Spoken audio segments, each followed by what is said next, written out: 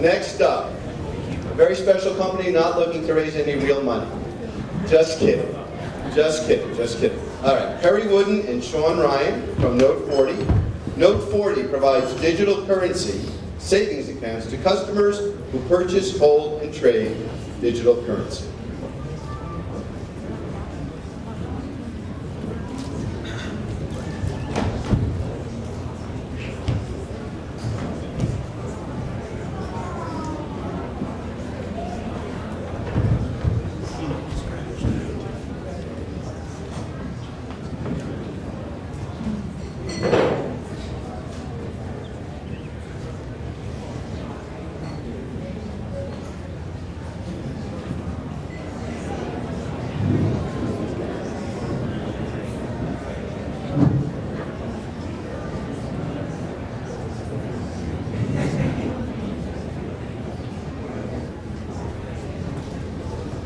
Okay, so the software engineer gets up here and the program crashes. Right, I'm here to talk about my company, Node40. I'm going to be covering some concepts that maybe some of you haven't heard about before. So let me just go over some quick vocabulary words. Cryptocurrency, it's just a digital currency. Most of you have heard of Bitcoin or Dash. A blockchain, that's just a public ledger of cryptocurrency transactions. And nodes, that's our wheelhouse. Those are computers that compromise a network and provide a service. So I'm sure most of you have heard of Bitcoin, and I'm sure almost all of you have had a traditional bank savings account. So what Node40 does is we set up savings accounts for cryptocurrencies, and we do this by setting up nodes for our customers. All right, so my name is Perry Wooden. I'm the founder of Node40. The other half of Node40 is Sean Ryan, who's standing right over there. I've been a software engineer for the past 20 years. Sean's been a software engineer for the past 15 years. We're both exceptionally good at what we do, and we're considered authorities on both cryptocurrency and blockchain technologies. Just a little bit more about myself. I've always liked things that are on the cutting edge. So, first in my family to have a handlebar mustache. I was on the first NCAA cycling team way back in 1992. I was part of the first Atlantic to Pacific unicycle expedition through the jungles of Panama. But what I'm most proud of, and what I think is most cutting edge, is I've created savings accounts for cryptocurrencies by launching nodes. All right, so what do, right? I've mentioned we set up nodes for people so that they can have cryptocurrency savings accounts. And it's really difficult to set up a node, and so what Node40 does is we remove those technological hurdles. Think about getting on the internet back in the 90s. You had to write connection strings for your modem. Maybe some of you RPI kids don't remember this, but nowadays anybody can get on. So what we do is we remove all those technological hurdles. Okay, so before I get into what nodes are, let me talk a little bit more about what cryptocurrency is. Think of it as just a currency, right? We've heard of Bitcoin. You can do transactions with currencies. I can buy just about anything with a cryptocurrency.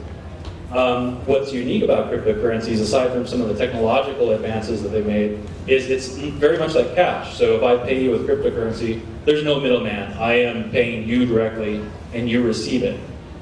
So I'm going to talk just a little bit about how these cryptocurrency transactions work before I get into nodes, and I'm going to do that by using email as an example. So it's something that we're all familiar, and really think of cryptocurrency as email, but for money. Okay, so if I send you an email, it doesn't go directly from my computer to your computer. Instead, email travels through a series of servers, and then finally ends up where it's supposed to be. Cryptocurrency works in a very similar fashion. If I send you Bitcoin or Dash, what happens is that transaction gets broadcast through this network of nodes. Remember, we set up nodes. It gets broadcast through this. It gets broadcast through this network of nodes until it arrives in your digital wallet. Okay, so why am I talking about nodes? What's really interesting about cryptocurrency is you can grow your cryptocurrency by providing a service, right? You can increase how much you have. So in traditional banking, you do this when the banker lends out your money, and then you get interest, so you end up getting more money. In cryptocurrency, you do this by providing a service. Now, I got into cryptocurrency about 3 years ago when a colleague of mine showed me a node that he had set up. It was a specific type of node called a mining node. And this mining node writes transactions to this public ledger that I was talking about. But what was really cool about it was he was getting paid for doing that. So, I mean, imagine the Federal Reserve paying you for running one of their servers. That would never happen. So, mining was great in the beginning. You could set it up at home. You could set up a desktop computer. And that's how I got started. And I was setting up these mining nodes, and I would get paid every 3 to 5 days. And contrary to what you see here, this is the jig I would do whenever I got paid. And what was great is you could get paid a couple times a week.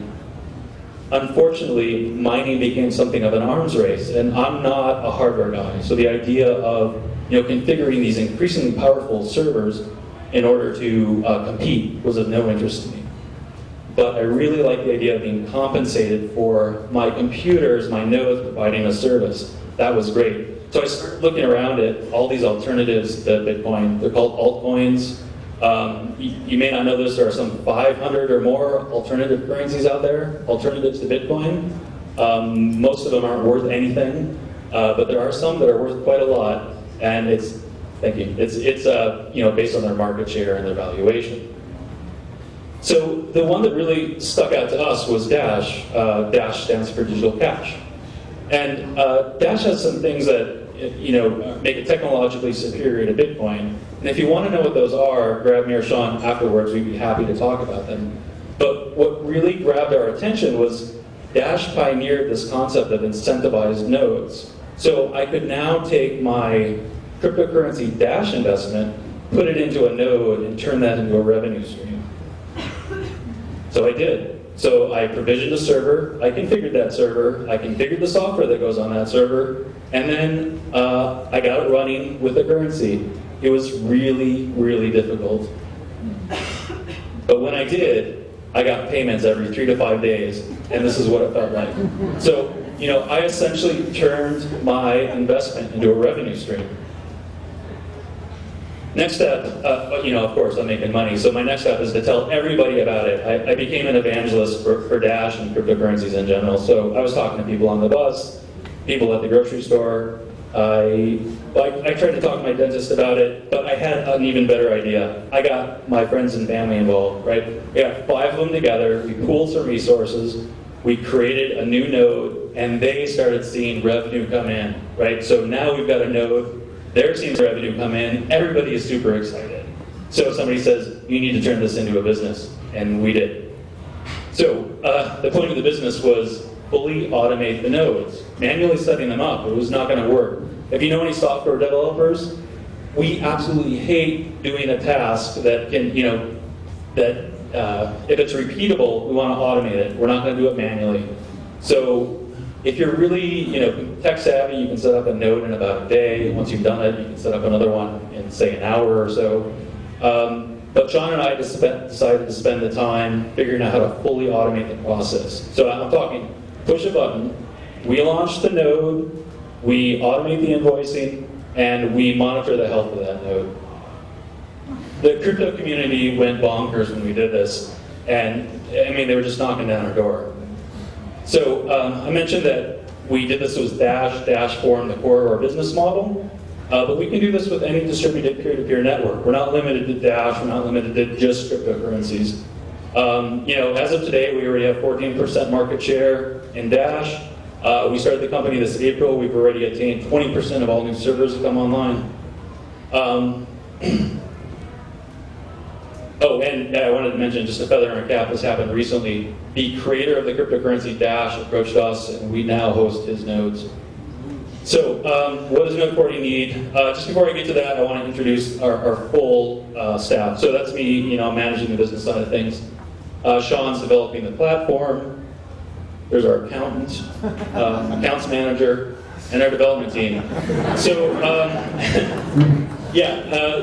what we're looking for is we just have more work than hours in the day, and we need help financing for the acquisition of talent.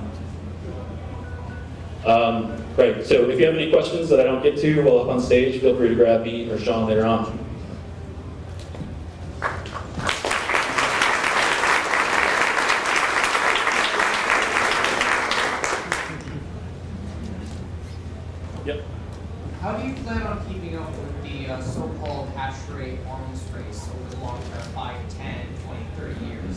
Yeah, so we don't care about the hash rate arms race because all we're doing is we're setting up the nodes. We're not doing any mining. So there are certain cryptocurrencies that provide services other than mining. Those are the ones we're interested in because we don't want to get involved with that arms race of ever increasing hash rate and computer power. I have the same question. Okay. So, Yeah, go ahead. I'll ask a different question. So if I want to get involved in Node40 as an investor, I want to start saving. What does it cost me? What do you guys take for my money? Okay, so what do we take? How do we make money is basically what you're asking. So we just charge a service fee, so it's a very simple model. The service fee we charge is based on the currency that we're hosting at the time. We end up taking about 20% of the incoming revenue stream. So the customer walks away with 80%, they pay us about 20%. How many developers are you looking to hire? How many developers are we looking to hire? It depends on how many we can finance, but right now we just have so much work. I mean, even if we had 3 developers on staff at the moment, we wouldn't be able to keep up with it.